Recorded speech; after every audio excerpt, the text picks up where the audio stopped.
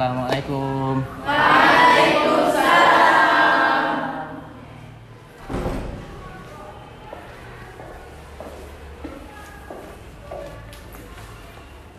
Selamat pagi anak-anak.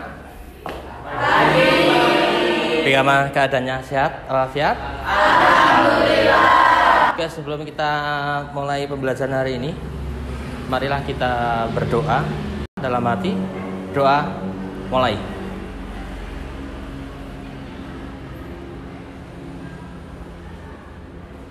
Selesai?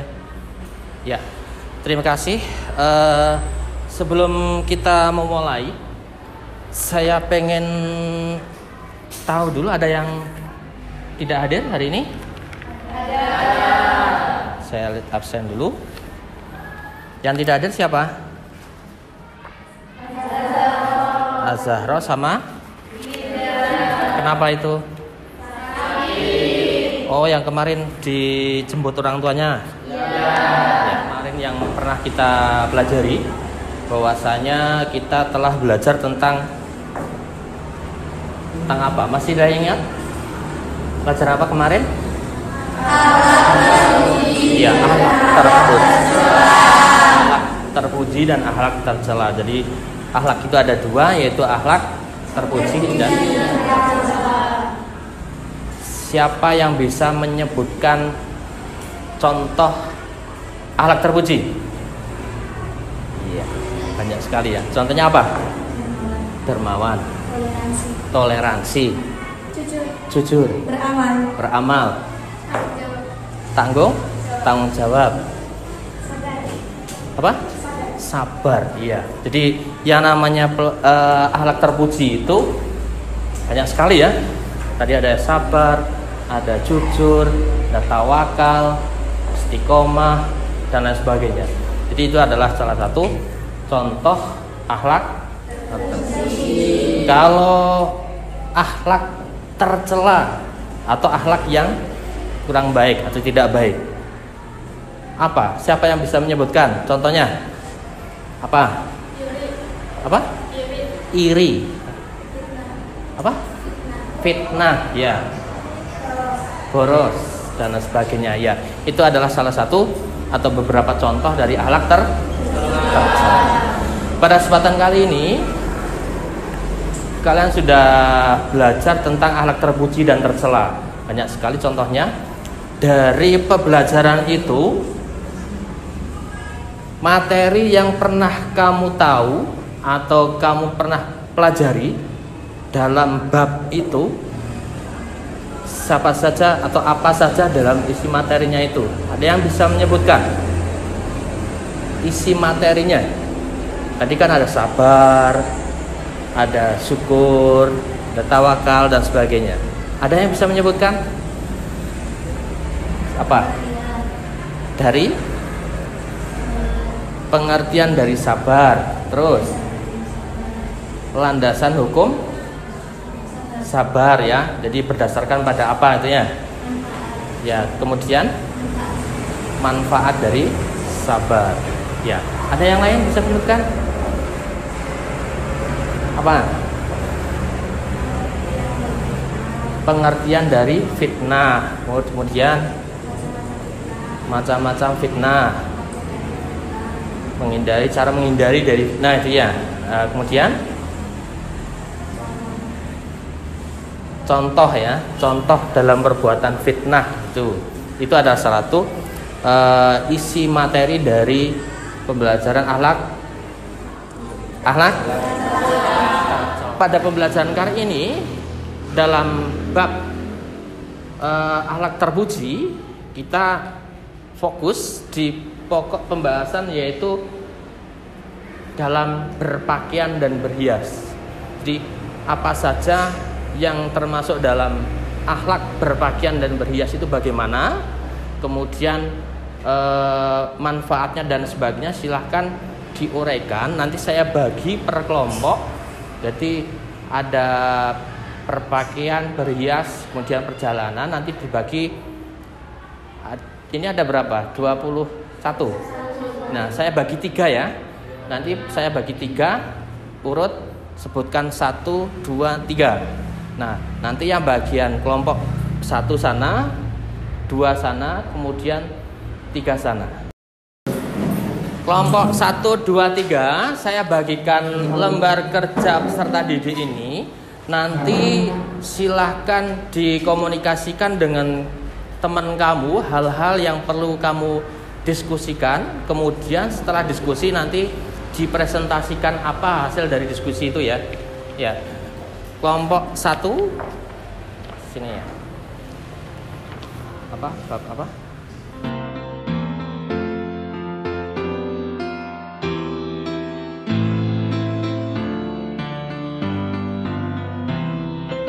Dari apa yang kamu dapatkan dari informasi itu, kita lihat dulu tayangan dari video, kemudian apa yang dapat kamu ambil silahkan diuraikan. Sebelum diuraikan ditulis buat kelompok, nanti didiskusikan terlebih dahulu.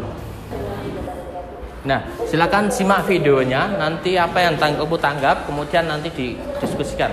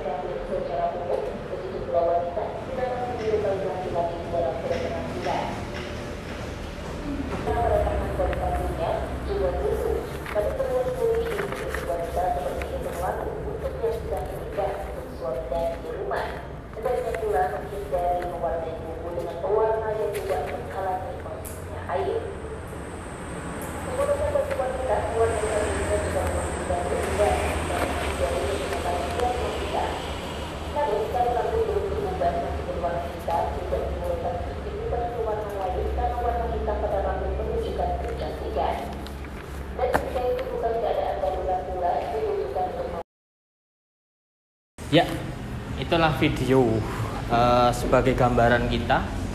Ada yang bisa menangkap dari apa yang telah ditampilkan itu? Apa yang sudah kamu ketahui dari video itu? Kira-kira isinya tentang apa? Isinya tentang apa? Isinya tentang? Ada berias, ada beberapa larangan dan kesunahan atau anjurannya. Apa yang kamu tangkap dari video itu? Ada larangannya. Larangannya contohnya apa di situ? Angkat tangan.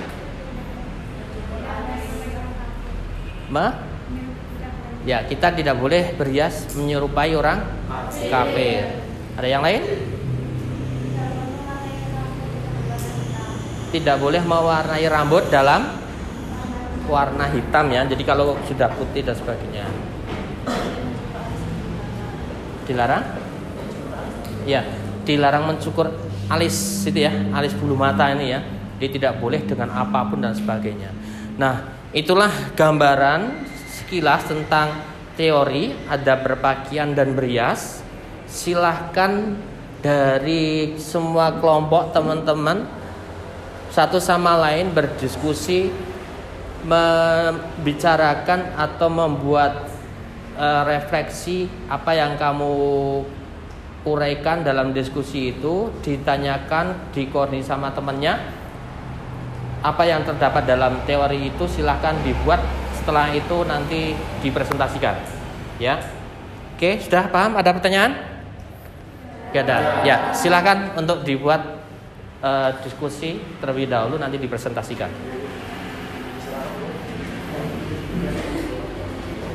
Oke, semuanya anak-anak, kiranya waktunya sudah cukup. Apakah ada yang belum selesai? Sudah semuanya ya? Ya.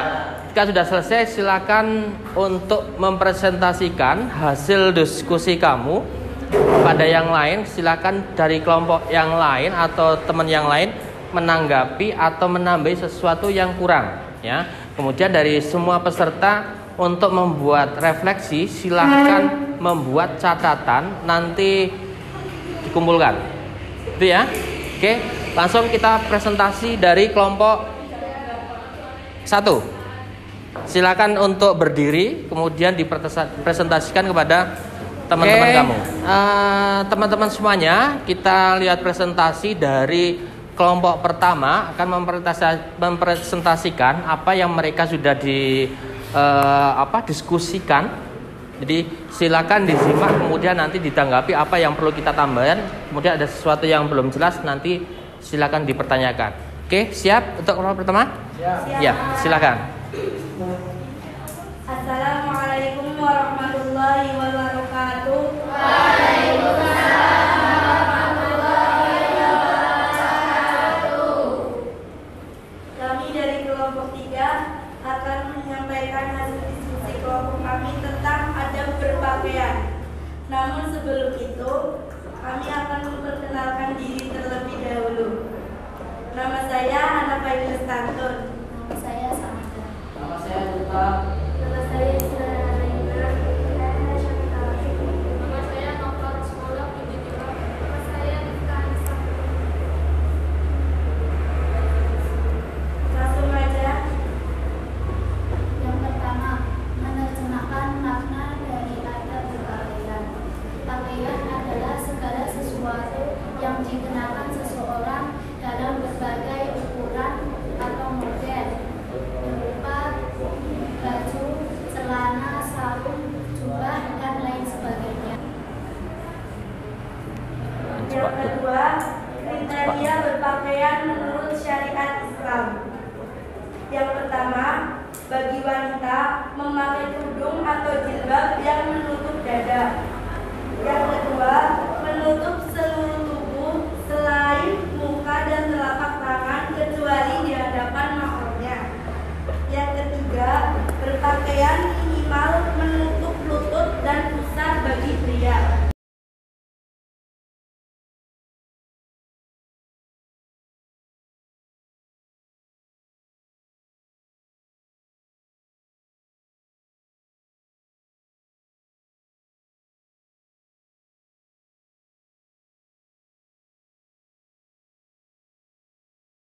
Tidak menyerupai muslim.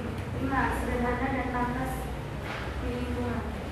4. Manfaat berpakaian. 1. Sebagai ibadah jika berdoa dengannya ibadah. 2. Sebagai penutup aurat dan menghindari diri dari mengumbar aurat. 3. Mencegah timbulnya penyakit dan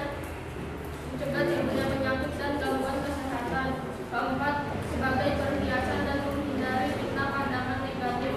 5. Melindungi diri dari bencana dan mencegah timbulnya hawa nafsu pada lawan jenis. 6. Melindungi diri kita dari macam tindak kejahatan berujung identitas.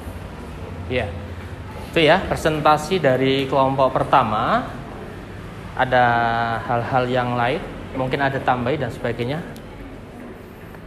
Mungkin ada pertanyaan, silakan.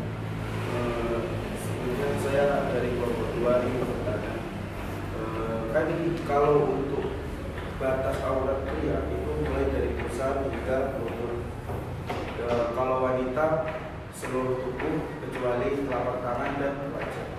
Nah, jika bagi wanita yang sudah menikah, apakah ada batasan aurat ketika di hadapan suaminya?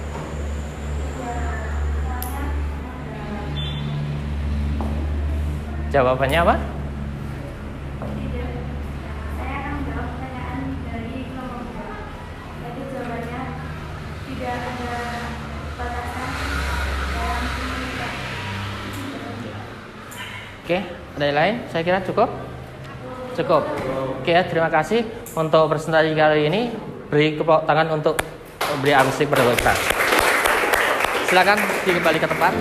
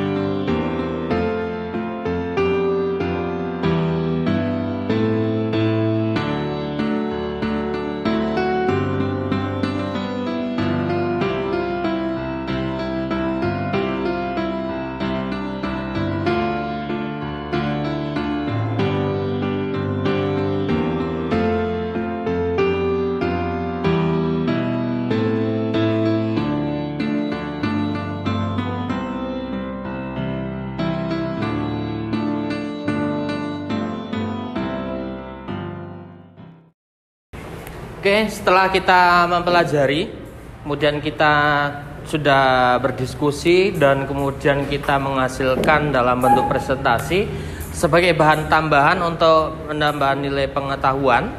Ada kuis, silakan dijawab, kemudian nanti dikumpulkan.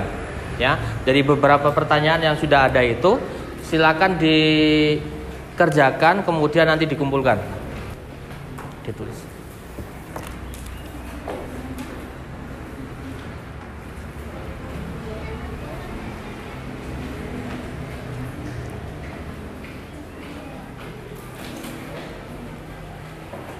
Sebelum kita akhiri dalam pembelajaran ini tentang materi apa yang telah kita bahas, yaitu tentang alat terpuji sebagai bahan untuk materi ini, yaitu adab, berpakaian, berhias, dan perjalanan.